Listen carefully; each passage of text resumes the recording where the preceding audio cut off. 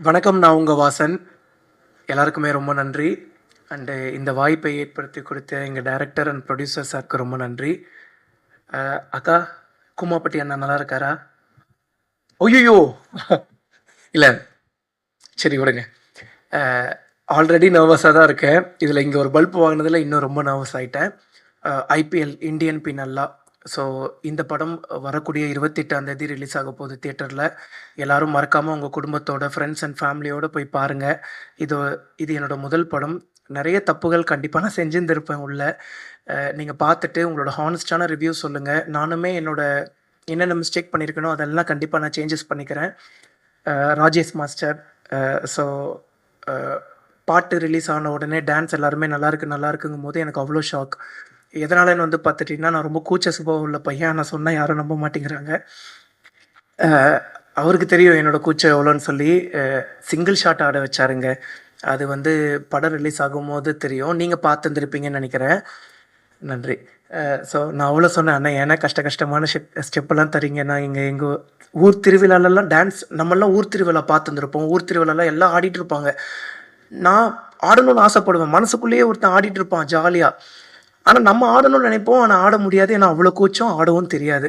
So ஆனா அண்ணனுக்கு தெரியும். எனக்கு ஆடணுங்கிற ஆசை இருக்கு. பட் அந்த ஒரு கூச்சம் அப்புறம் ஆடத் தெரியாது அப்படிங்கிற அந்த ஒரு விஷயம் மட்டும் தடுக்குதுன்னு சொல்லி, "ஏய் நல்லா பண்றியேப்பா, நல்லா பண்றியேப்பா" அப்படின்னே சொல்லி ஆட வச்சுட்டாரு. ராஜேஷ் மாஸ்டர் ரொம்ப தேங்க்ஸ். அதுக்கப்புறம் எங்களோட கேமராமேன் அண்ணா. ஸோ ஒரு ஒரு வாட்டியும் ஒரு ஷாட் எடுத்த உடனே டக்குன்னு கிளம்பி போய், "அண்ணே ஒரு ப்ளேபேக் ப்ளீஸ்" அப்படின்னு சொல்லி கேட்பேன். ஒரு வாட்டியும் வந்து பார்த்தீங்கன்னா, அண்ணன் கோவப்பட்டதே கிடையாது. ஏன்னா, அண்ணனோட குட்டி பசங்க 2 பேரும் வந்து பார்த்துட்டிங்கன்னா, என்ன ரொம்ப பிடிக்கும். ஸோ ஷூட்டிங் ஸ்பாட்டுக்கே வந்து ஒரு 2 நாள் பக்கம்லாம் வந்து பண்ணி எங்க கூட இருந்தாங்க.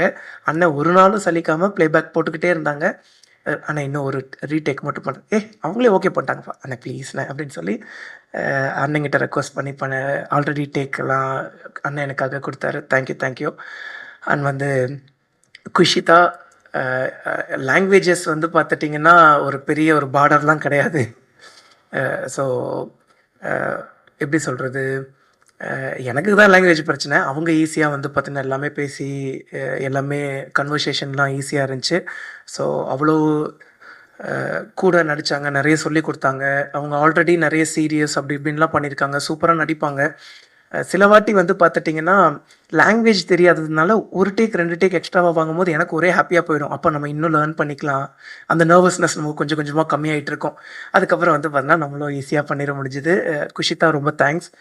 அண்ட் அந்த கிஸ்ஸிங் சீன்லாம் வந்து பார்த்தீங்கன்னா, நான் அவங்ககிட்ட கேட்டேன், "நீங்க கம்ஃபர்டபுளா இருக்கீங்களான்னு?" கம்ஃபர்டபுள் தான். ஆனா கிஸ்ஸுக்கெல்லாம் நோ" அப்படின்னு தான் சொன்னாங்க. அது கிஸ் எல்லாம் சும்மா. அது சும்மா சீட் பண்ணி எடுத்துக்கிட்டது தான்.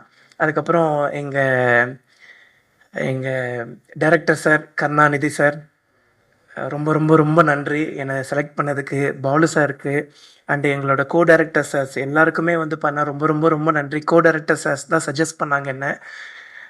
கருணாநிதி அ பேர் இப்ப தான் கடைசியா வந்து பார்த்தீங்கன்னா, ஃபர்ஸ்ட் லுக்ல பேர் போடுறாரு.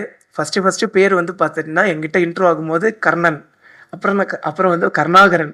அப்புறம் கடைசியா வந்து பார்த்தீங்கன்னா, கருணாநிதி. ஏன்னா கான்ட்ரோவர்சிஸ் எதுவும் வந்துரக்கூடாதுன்னு சொல்லி, அண்ணன் வந்து கர்ணன்னு சொல்லி ஃபர்ஸ்ட்டு பேர் வச்சிருந்தாங்க. அதுக்கப்புறம் இதுதான் நம்மளோட பேரு. நம்ம ஏன் மத்தவங்களுக்காக மாத்திக்கணும்? எது வந்தாலும் பார்த்துக்கலாம் அப்படின்னு சொல்லி அண்ணன் வந்து துணிச்சலா வந்து பார்த்தீங்கன்னா, கருணாநிதின்னு சொல்லி வச்சிருந்தாரு. எனக்கு அந்த கர்ணன் ஐயாவ ரொம்ப பிடிக்கும். ஸோ அது ஒரு மாரி கனெக்டிங்கா இருந்துச்சு ஸ்டார்ட்டிங்ல. அதுக்கப்புறம் அபிராமி மேம். எனக்கும் அந்த ஸ்கூலுக்குமே வந்து பார்த்தீங்கன்னா ரொம்ப தூரம். ஆனுவல் டேவ அட்டெண்ட் பண்ணணும் அப்படின்னு சொல்லி அங்கேருந்து நடந்தே வந்தேன்.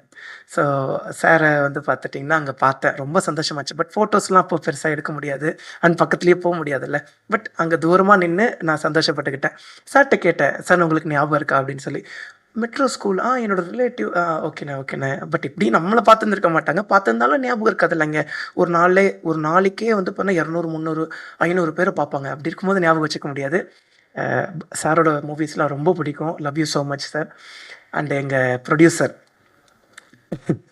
அ டைரக்டர் சார் வந்து அடிக்கடி கேட்பாரு, "என்ன தான்டா பண்ணி நீ ப்ரொடியூசர் சார மைக்கி வச்சிருக்கேன்னு." ஐயோ! சத்தியமா எதுவுமே இல்ல.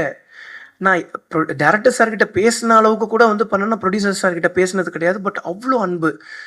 ஏன் இவ்ளோ அன்பு? ஆனா அந்த அன்புக்கு ரொம்ப நன்றி. அந்த அன்புக்கு எப்பவுமே நான் உண்மைக்குரியவனா இருப்பேன்.